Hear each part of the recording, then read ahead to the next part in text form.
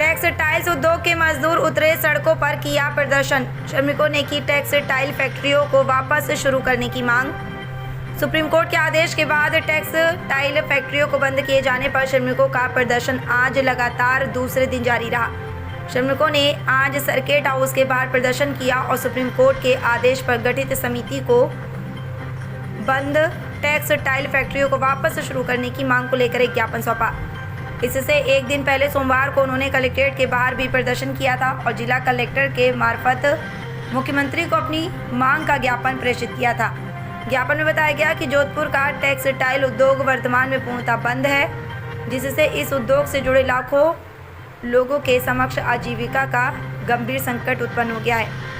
Textile उद्योग जोधपुर की अर्थव्यवस्था का एक महत्वपूर्ण आधार है तथा इससे प्रत्यक्ष एवं अप्रत्यक्ष रूप से लगभग हजारों परिवारों का जीवन यापन जुड़ा हुआ है। वर्तमान परिस्थितियों में सभी टेक्सटाइल इकाइयां बंद हैं। ऐसी स्थिति में यदि किसी क्षेत्र में रंगयुक्त अथवा प्रदूषित पानी मिलने की शिकायतें प्राप्त हो रही हैं तो उसके वास्तविक स्रोत की निष्पक्ष एवं वैज्ञानिक जांच करवाना अत्यंत आवश्यक है।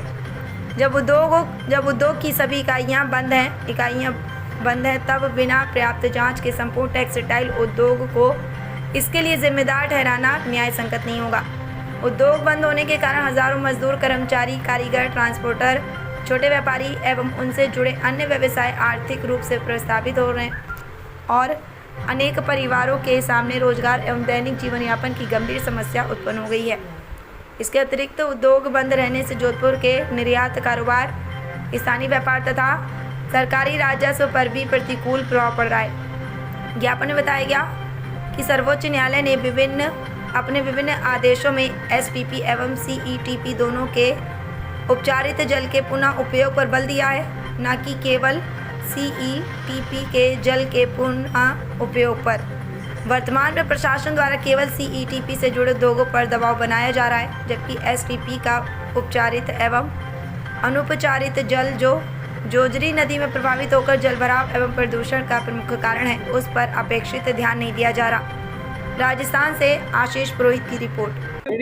सुप्रीम कोर्ट की माननीय कमेटी के सामने यह प्रस्तुत किया कि टेक्सटाइल की 306 इकाइयों को एक साथ अचानक बंद करने से लोगों के रोजगार की, आर्थिक स्थिति की और जो इंडस्ट्री ने सरकार से लाइसेंस लेकर इन्वेस्टमेंट किया है उस विश्वास भंग हो गया।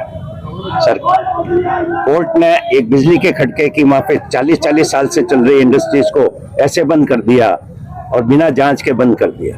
जो वैध इकाइयां हैं उनको बंद करना बिल्कुल गैर कानूनी है और इस तरह का आदेश पेश सुप्रीम कोर्ट पुनः विचार करे और जल्दी से जल्दी जो वैध इकाइयां हैं उनको संचालन की अनुमति दे।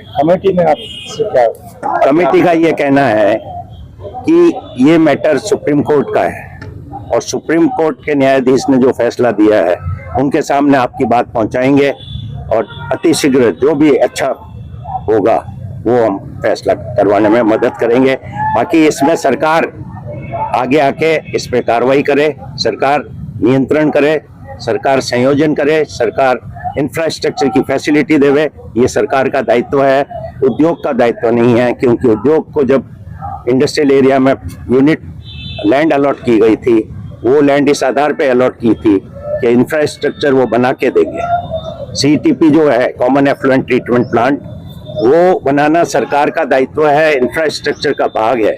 हम छोटे छोटे उद्यमी 200 करोड़ 500 करोड़ का इन्वेस्टमेंट इंडिविजुअल लेवल पे नहीं कर सकते, इसलिए ये क्लस्टर की भावना थी, केंद्रीय सरकार की योजना थी और उन्हीं का भरोसा करके हमने इन्वेस्टमेंट किया।